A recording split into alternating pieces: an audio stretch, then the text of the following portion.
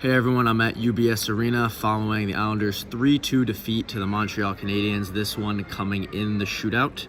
The Islanders were forced to play from behind for most of the game today. They went down 1-0 in the first period and were unable to find an equalizer until Kyle Palmieri tied it in the second period.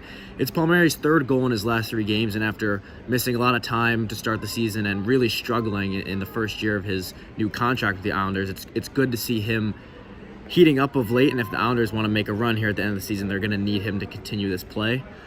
But the Islanders pretty much dominated the second period. They played a much more straightforward game today. A lot of, not the passing and trying to pass the puck into the back of the net that we've sometimes seen from the Islanders this season.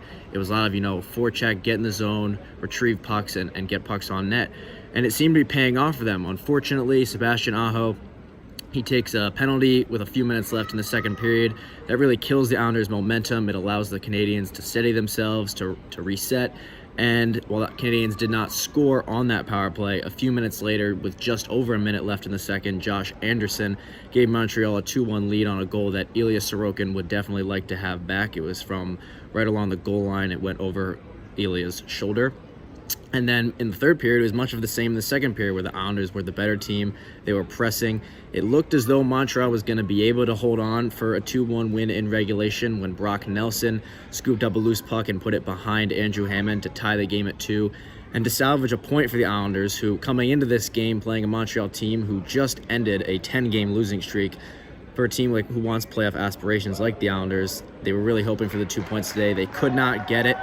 And Barry Trotz saying in the post-game press conference that he did not think they got enough from all 4 lines tonight. He did give credit to the bottom 2 lines, the Pajot line and the 4th line, the identity line for the Islanders, of keeping things simple, getting pressure on the Canadiens' defense and getting pucks on net. But besides that, the Islanders, although they were the better team today, unable to get the necessary offense by goalie Andrew Hammond, who, by the way, was making his first NHL start since 2018.